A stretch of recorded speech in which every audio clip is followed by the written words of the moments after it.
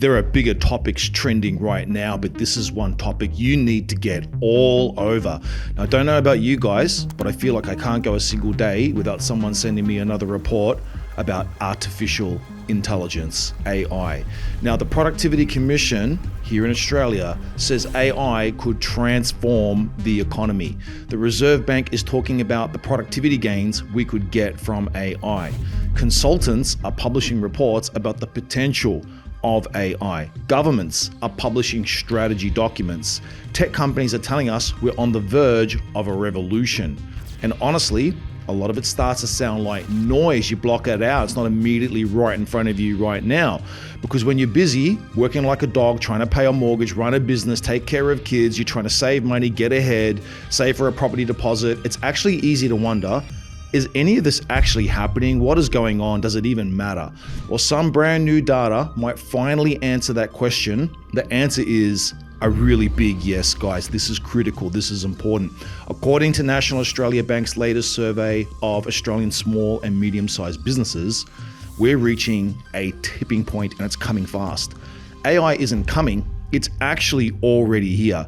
Not in some data room in Silicon Valley, thousands of kilometers away, not on a computer chip factory in China, not somewhere in the future, right here in Australia, right here, right now. It's here, and it's creating a growing divide between the businesses embracing it and the businesses getting left behind. Let's get into it. One thing that struck me over the last couple of years is how extreme the conversation around AI has become. Depending on who you listen to, AI is either going to put hundreds of thousands of people out of work, or it's going to create millions of jobs. It's going to make us all fabulously rich, or going to make us all unemployable. It's going to save the human race, or it's going to wipe us all out and flatten civilization as we know it. And the problem with all of those arguments, they focus on some hypothetical future that looks like something out of Blade Runner, iRobot, or Terminator. Now, I recently broke down some pretty startling figures about the amount of hardware we are importing to build a lot of the infrastructure for AI in Australia. You can see that video here. And that's just a small portion of the equipment that we will need to build the data centers and computing infrastructure that will power AI in Australia. In fact, I'm glad that we are moving on this as a country. It is a good thing. We don't want to get left behind. But what about now? Well, this NAB research looks at what Australian businesses are doing right now, not what they might do, not what governments hope they'll do, what they are actually doing right here, right now, and the findings are pretty remarkable, guys. So this is why I study this, look at this, and understand this, and put these in these videos so that you don't have to. Now, NAB surveyed around 670 small to medium-sized companies.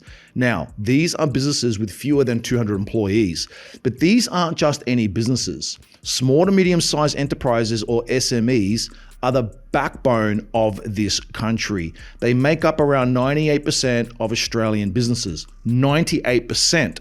They employ around 7 in 10 workers, and they generate roughly half the output of the entire Australian economy.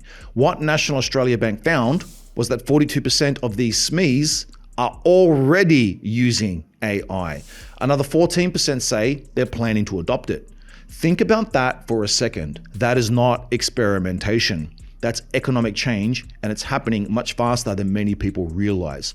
If the companies that say they're planning to adopt AI actually follow through, you'll soon have a majority of Australian businesses employing millions of people using AI. Now, here's the really interesting part, because most people assume businesses are using AI to replace workers. That isn't what we are seeing right now. That isn't what NAB actually found in this report. The biggest use case is simply this: saving time. According to the survey, 35% are using AI to automate repetitive tasks. 31% are using it for marketing and sales. 23% are using it to improve decision making. In other words, businesses aren't primarily replacing humans. They're making humans more productive. Think about all of the little tasks that eat up your day. Emails, meeting notes, research, marketing copy, administrative paperwork, data analysis, documentation. AI is increasingly handling the first draft, but the human is still making the final decision and doing the final review. And that's a very different story to the one many people imagine. Now, this part in that report really caught my attention because the biggest AI adopters were not technology companies. They weren't software or app developers. They weren't Silicon Valley style startups. The highest adoption rate in Australia for AI belongs to companies in the property services sector. According to NAB, 69% of property businesses are already using AI. And when you think about it, it makes perfect sense. I can tell you from my own perspective that property today is increasingly becoming data-driven business. Property is about research, forecasting, lead generation, customer communication, legal compliance, administration, accurate documentation. All of those tasks are perfectly suited to assistance with AI. And this lesson is important. The businesses embracing AI aren't necessarily the most technological. They're the businesses drowning in information. And AI is proving remarkably effective at helping them deal with all of that data and make sense of it. Now, here's where this story becomes much bigger than technology because NAB uncovered something that should concern our politicians and bureaucrats. The adoption gap for AI is enormous. On the leaderboard, you have property services at 69% AI adoption, finance and insurance at 64%, business services at 61%, but retail, it's just 22%. Transport and storage, it's only 21%. That's not a small difference. That's a massive productivity gap opening up across the economy. NAB describes it as a widening divide between what it calls digitally mature sectors and everyone else. And that's a real problem when Australia already has a massive productivity problem. For more than a decade, productivity growth has been weak, and without productivity growth, wages stagnate, living standards do go backwards, businesses' profitability suffers, government budgets come under even more pressure. Productivity is ultimately what allows an economy to become wealthier. Think about it, for thousands and thousands of years, human society was living on the poverty line because we were all out, subsistence farming and trying to make a living on the land. Now, we were not able to become the rich modern societies that we are today in certain parts of the world until we had the technology that took us from the farm into the urbanized modern world. When that happened, well, suddenly we shop at Woolies, Coles, and all those places.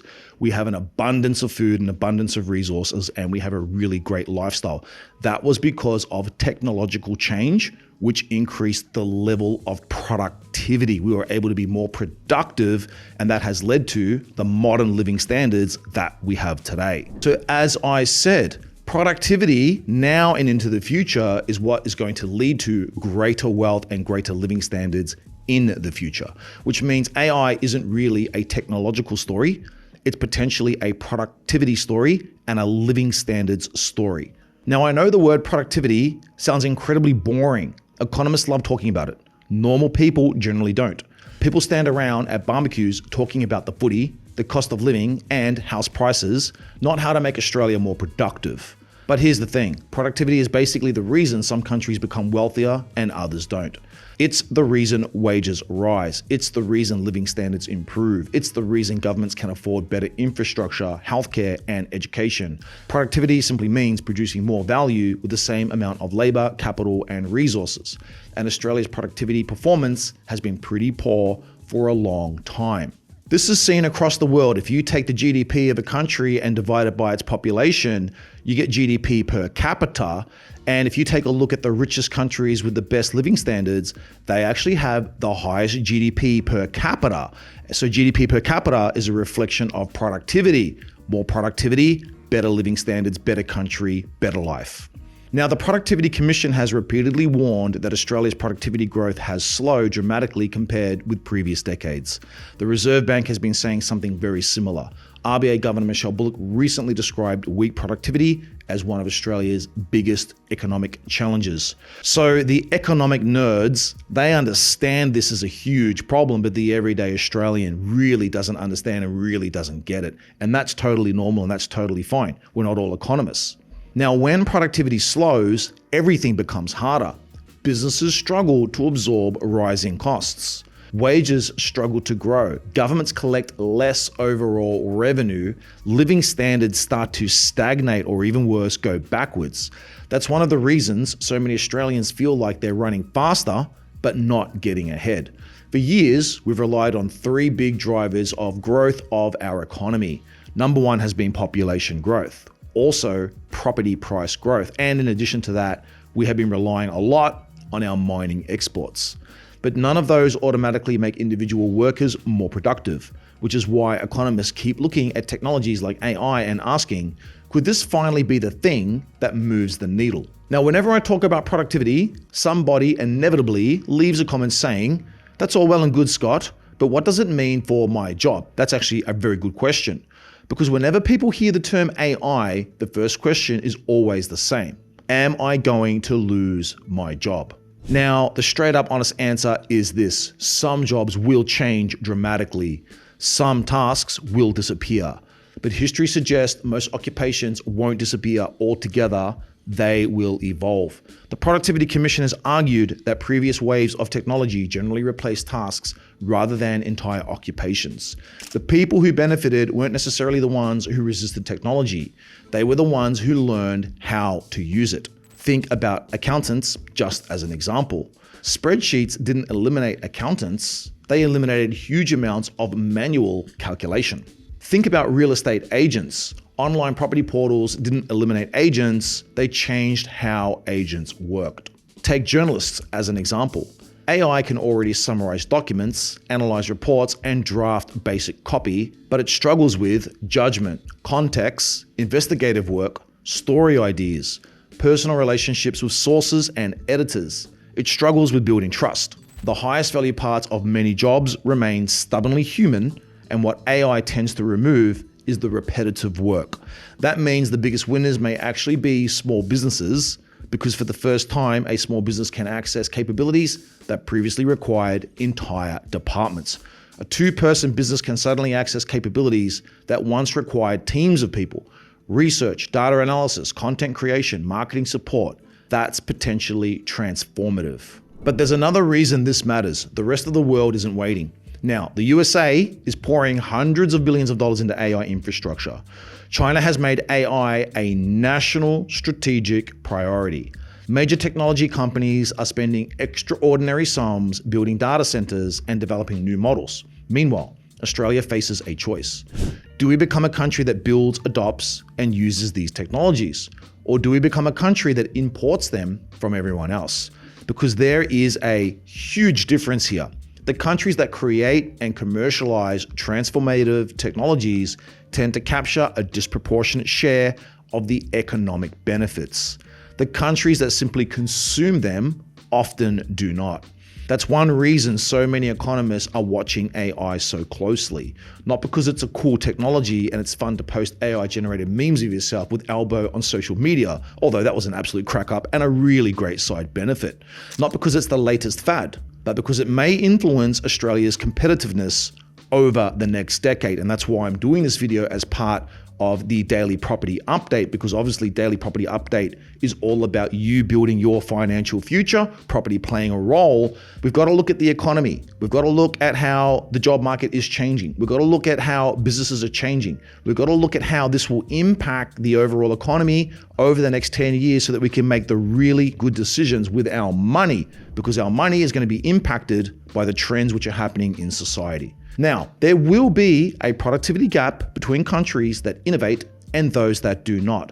And that gap could become much, much bigger. So too could the productivity gap between businesses that get real benefits from AI and those that never really embrace it. And it is the people that are using these that are now seeing, incredible productivity growth, wage growth, all of the benefits from this. But I think people are right to be anxious, and I understand it. This is not even a technological shift that happens every generation. This is one of the big ones. And if not one of, maybe one of the biggest. Yeah. And so it would be imprudent not to have some real caution around it. So I want you to apply this to yourself for a moment. No matter what you're doing in your work right now, how well do you know AI? Are you using AI? Is it actually on your radar? Is it something that you are focusing on, reading about, watching videos about? Because there will be a huge divide between individuals, those that embrace AI and those that do not. Now, when I step back and look at all the reports about AI this and AI that crossing my desk lately, a pretty clear picture does emerge. The question is no longer whether AI is coming. It is already here. Based upon this report, we can see it. You talk to your friends and family, people are using it. The real question is whether Australia can use artificial intelligence well enough to solve one of our biggest economic challenges. Because if AI generally boosts productivity, the benefits flow everywhere. Higher wages, higher profits, which means more business investment, more jobs, more economic growth. This means more government revenue because you're going to have a bigger economy, which means the government will collect more tax. This will flow through to living standards and ultimately to the quality of life every single Aussie will enjoy now and into the future. That's why I think the AI story isn't really about robots doing the laundry. It isn't about drawing funny pictures on ChatGPT. In fact, it isn't even really a story about technology. It's a story about productivity and living standards. And productivity will determine whether Australia becomes wealthier over the next decade or whether we keep having the same conversations about stagnant wages, poor household affordability, and falling living standards. So what do you think? Are you already using AI at work? Has your business adopted it? Has it generally made you more productive? Or do you think all of this is being overhyped? Let me know in the comments. I read every single one. And if you found this video useful, please hit like and 100% do subscribe, because every day I break down what's really happening in the Australian economy, the property market, business technology, and your money so that you can make better decisions for your family, the people that you love and you care about. I'll see you guys at the next video.